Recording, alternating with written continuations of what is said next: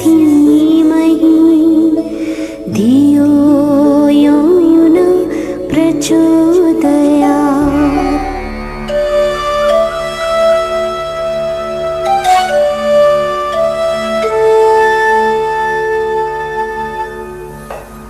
Радха, табакты отко койчу. Мен сүйүктүмдүн берилип жей турган тамагын даярдайм. Ооба, ошенткениңиз оң. Мырза башкалардын даярдаган оокатын оозуна албайт. Кана табакты отко койсоңчу. Мырза качан келет? Келип калыш керек эле. Тиги айылга Жагдиштин үйлөнүү тоюну сүйлөшкөнү кеткен болчу. Келинжан, мында келесиңби? Же сага атайың чакыруу керекпи?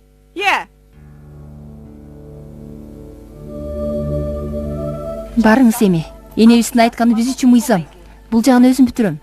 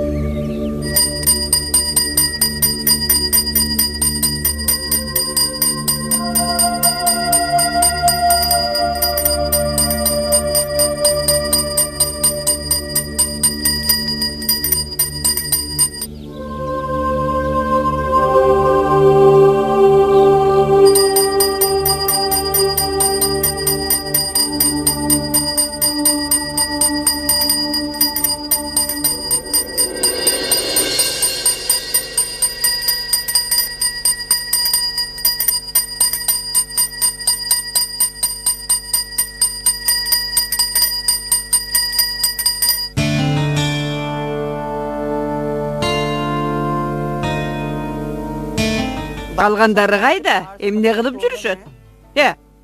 Агам аялы менен кайын журтуна кеткен. А күйөөм болсо Белориядан кайтып келе жаткан чыгар. Бал балага эмне кылсам экен?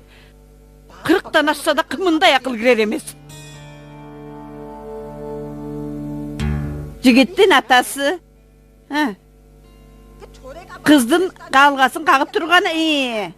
Кыздын ата-энеси кызымды алыңыздар деп, баштарын ийип келиши керек да. Мен эч ким укпайт.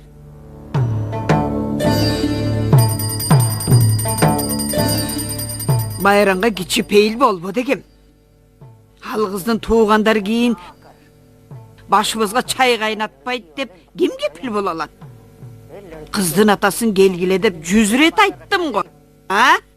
Уга турган түрү жок. Эртең бармагын диштеп калбаса болду.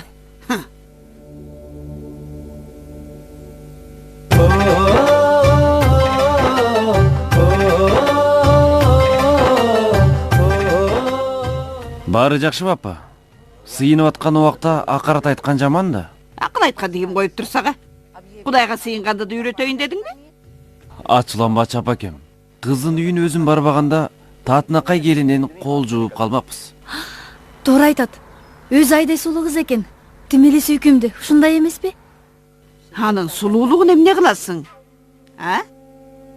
Дегенде кыздын түпкү тегине, жагдайына караш керек. Анан анын ажарын эмес, таалим тарбиясына маани берилет. Ушундай алтыным.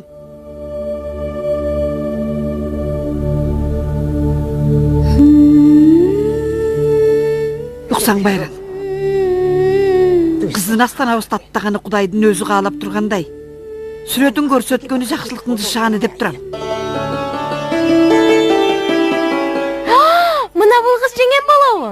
Аябай жароо керек экен. Кудайым суук көздөн сактасын. Апа, келиниңиз аябай сулуу экен. Бул сүрөттү Жагдишке көрсөтүшүм керек. Анын кереги деле жок. Сугна. Кыздарың бой жетти.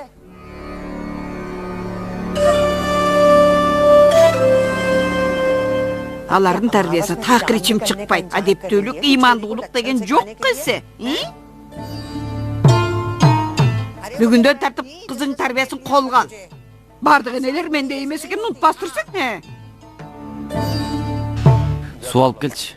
түрткүлөп турбасаң кечкисин шам жакканды унутуп калат. Сөзсүз айтып туруш керек. Менсиз жашай албайсыңар го. Даамдуу тамагың бергенге милдеттүүсүң. Былк этпей жата бересиң. Баарыңар жатып ичерсиңер. Тиги кызың Жагдишти кайда издеп кеткенин bir Кудайдын өзү билет. Жагдиштин үйлөнүү тою болот. Жагдиш үйлөнөт, уккула. Жагдиш үй бүлө курат.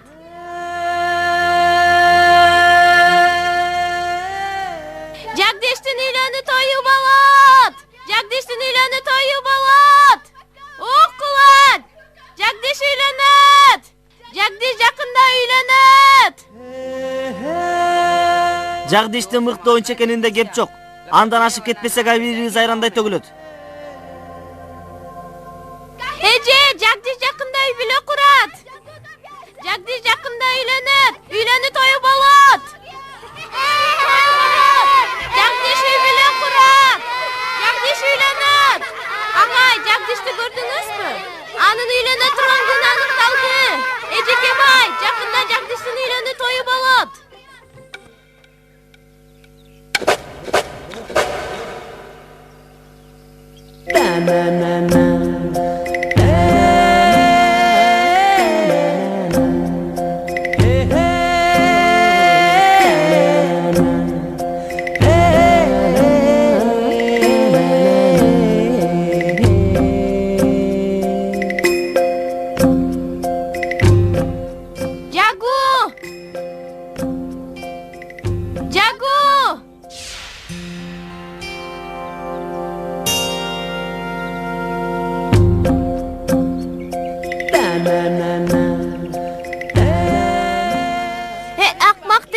Шашасың да тимеле. Колумду орутуп салдың.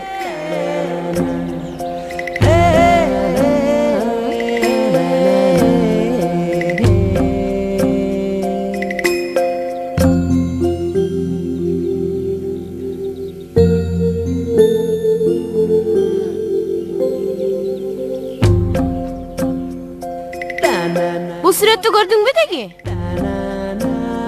Анын ата энеси кыздарына үйлөнүүнү өтүнүптүр. Кыздын аты Ананди. Ананди буйруса ажыбайың болот. Мага баарыр.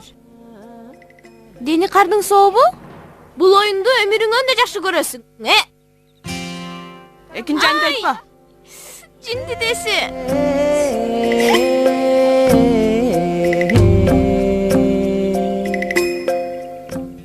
Тамаша, жарайсың. Сүрөттү Жагдишке көрсөтөм деп бирдеме чыкты ба? Сен бой жеткен кызсың. Ар бир кадамыңды байкап жүр. Бир үйдүн коломтосун тутанта турган күнүң алыс эмес. Күйөөңдүн туугандарына уят кылайын деп атасыңбы?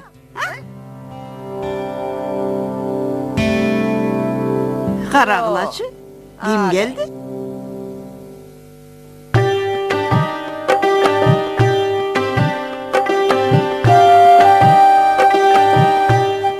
Апа, сугунаны жерден алып көргө салганың эмнең? Салам, апа.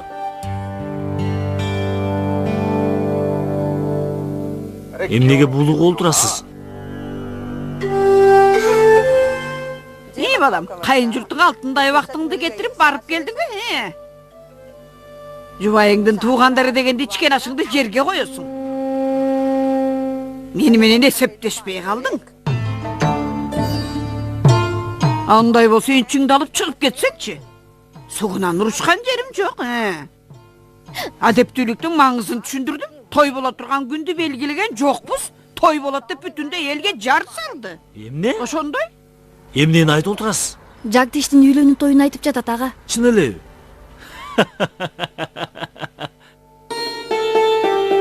Атам ал кыздын сүрөтүн ала келиптир.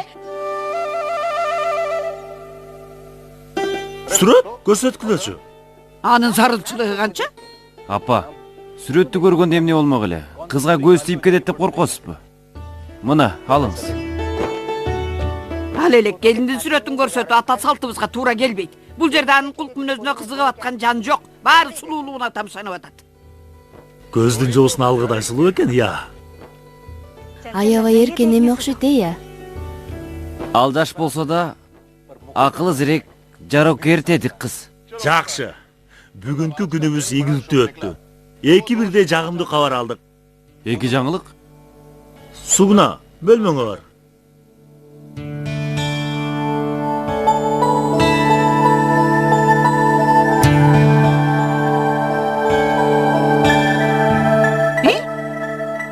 Жамун эмне кирип кетти? Жолда абалы аябай начарлады.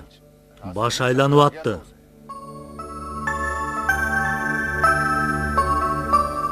Анан дарыгерге алып бардым. Баары түшүнүктүү. Кудай буйруса. Үй бүлөбүз көбөйөт экен да ушундайбы?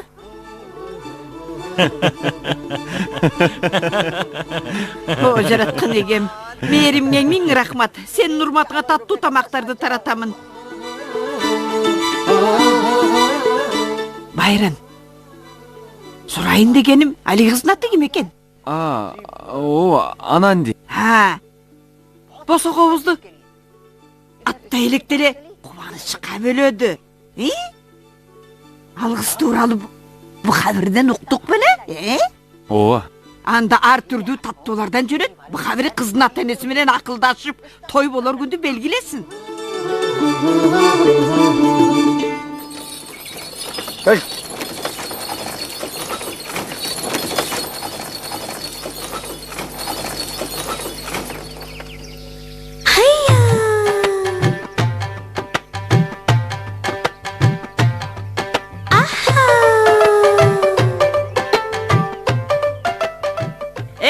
Кихаджан, кайдасың?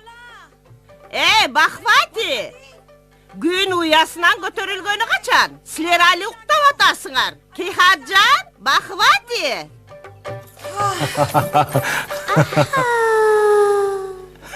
Кабир жеңе, чын эле мени жалкоо деп ойлойсузбу? Ашыкча сөздү кое тур. Кызың бойго жетип турмушка чыгайын деп калды. Ал тууралуу ойлонбойсуңбу? Кош келиңиз. Санаркаганга себеп жок. Уктабаганда эмне кылабыз?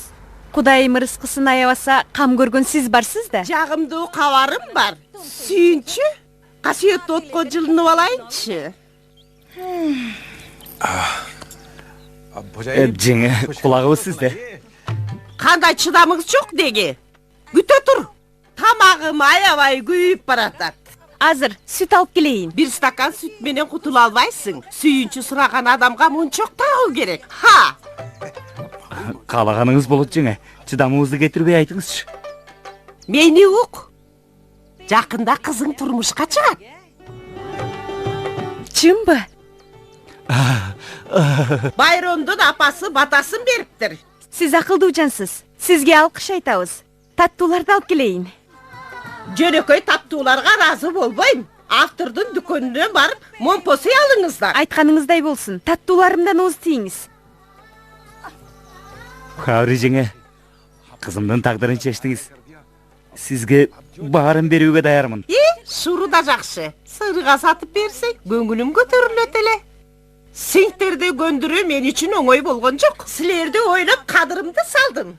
Кабир жеңе, сиз үчүн аянбай дуа кылам. Кана, даамдан татыңыз. Адегенде өзүң оости. Сенин жолуң болду. Кызың бактылуу беделдүү үй бүлөнүн келини болот. Аныңыз туура. Ата! Мадан агайдын уулу Пармит оюндун эрежесин бузуп, жениметейди. Кана, келе кой кызым. Жок, мени менен жүрсөңүз. Карач, эжең үйгө келиптир, эжең. Кызым, бери кел. Кана, келе кой. Отур балапаным, мындан ары оюнуңду токтот. Сен жакында турмушка чыгасың. Эжем эмнени айтып атат? Кызым, уксаң? Эжең сенин үйлөнүү тоюң боло турган күндү белгиледи. Никелешүү аземи болот. Мен турмушка чыгамбы? Ооба. Ой, мен турмушка чыгам. Үйлөнүү тоюм болот. Мен турмушка чыгам. Муну карасаң, ушунчалык бактылуу. Ранеже! Эмне мынча кайкырасың? Ранеже! Мен турмушка чыгам.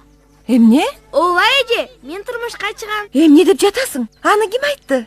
Чын айтам, Быхаври эже айтты. Чын элеби? Той качан? Кийинки жумадагы майрам күнү. Кубанып атасыңбы? Албетте, баарыбыз шаңданып көңүл ачабыз. Көңүл ачабыз? Никенин маанисин түшүнөсүңбү деги? Ооба, түшүнөм. Мен 1 ай мурун гана курчагымдын үйлөнүү тоюн өткөрдүм. Сиз билесизби? Апам мага турмушка чыксам, сени кийим-кечек, асыл таштуу буюмдар менен сууга кийчү жана бут кийим алып берем деп убада кылды. Дагы эмне деди? Чачымды тарап жасадым. Маңдайыма жылдыз түшүрүлгөн асыл ташты тагамын.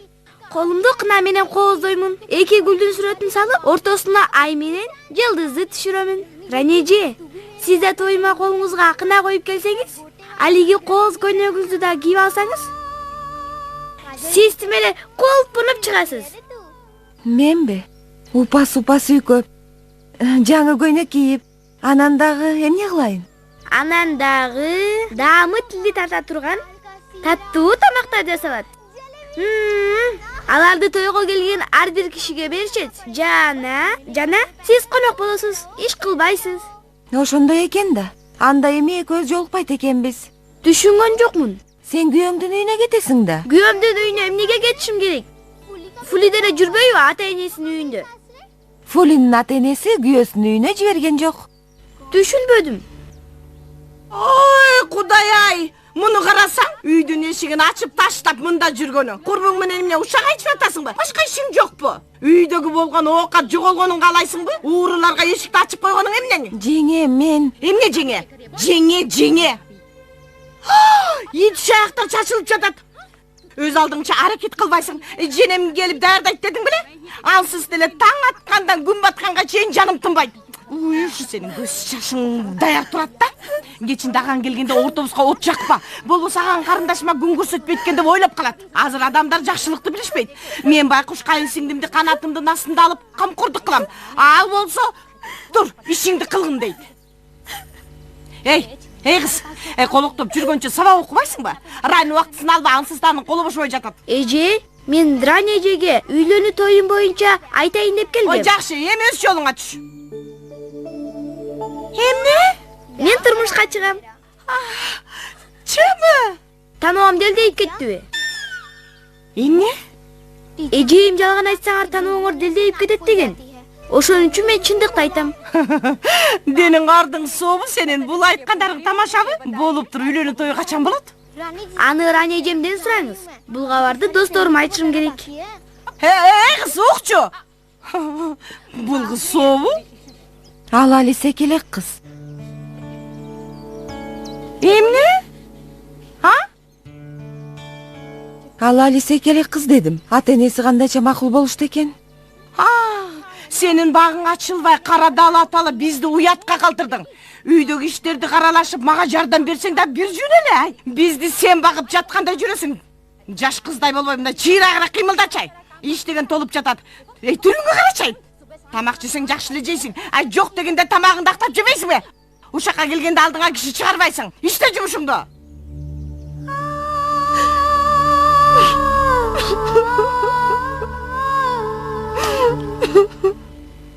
Ооба, тыт жоолукту эки силдени Дыхандын үй бүлөсүнө жиберебиз. Ушундай кылалыбы? Болуптур. Эки жоолук, эки селде. Эч кимди унуткан жокпузбу? Болду го. Мен азыр. Токтой тур. Айтайын дегеним мен Ананжынын тоюн Такурса мырзанын багында өткөрөйүн деп турам. Ананжынын болочок үй бүлө мүчөлөрүнүн баары чакырылды. Жаш жубайларга арналган чатыр да тигилди. Болобу? Такасурдун багын айттыңбы? Ал жакта жалаңгана байбачылар той өткөрүшөт да. Ага чамабыз жетер бекен? Биздин ашып ташып жаткан дүнүйөбүз деле жокко. Биздин 5-6 балабыз жок да. Ананди жалгыз кызыбыз. Бардык жыйган тергенимди эрке кызымдын жакшылыгына жумшагандан аянбаймын.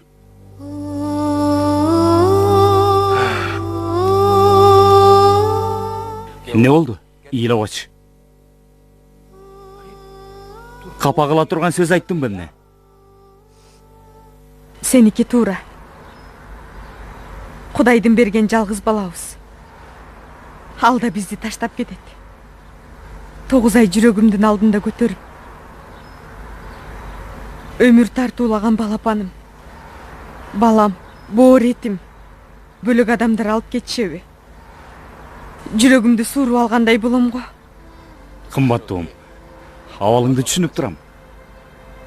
Эне сезимин түшүнбөйсүң, себеби эркексиң. Баго,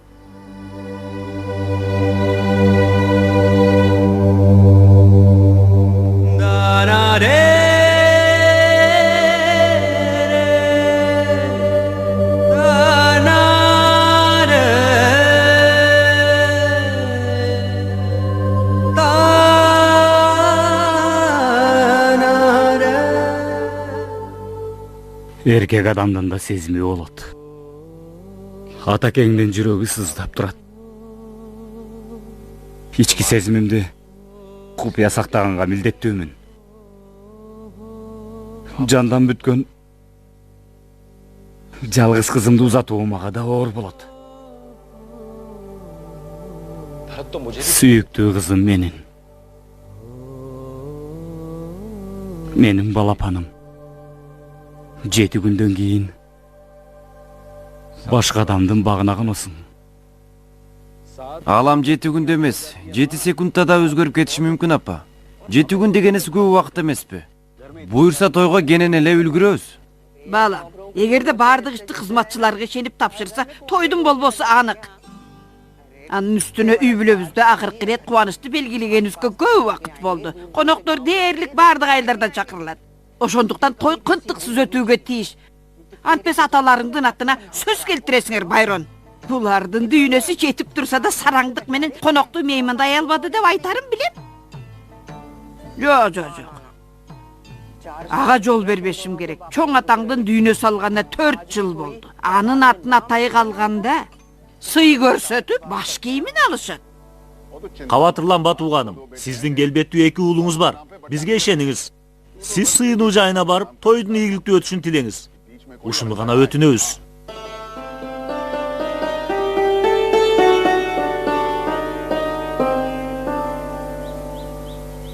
Раджу, мындамын. Винод, бул жердемин. Ниша, бул жерде. Канчан, мындамын. Джогалал, мында. Джогалал, мындамын. Эстедим, ордуңан тур. 4 күн. Эмне келген жоксуң? Кечирип коюңузчу. Алыстан эжем келген. Ошондойбу? Эжең дагы эле үйдөбү? Эжем айылда 1 ай болот. Андай болсо бүгүн сабакка эмнеге келдиң? 1 айдан кийин келбейт белең. Окуу, жазуу кызыктырабы деги? Билимдин кереги жок деп эсептейсиңби? Андай болсо эжеңден 1 карыш да жылба. Аны менен эзилишип отура бер. Сен үчүн ал маанилүү окшойт.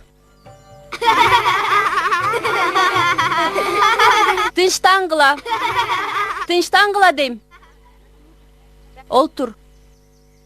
Эми 1 күн калсаң сабакка такыр киргизбеймин. Тамашалаган жерим жок, уктуңбу? Ооба. Сушила. Бул жерде. Ананди. Анандиге эмне болду? Ал сабактан калчу эмес эле го.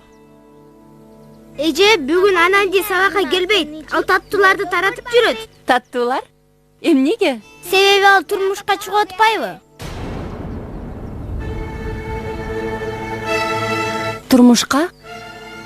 Анандиби? Үйлөнүү той качан? Мен аны Анандинин өзүнөн уктум.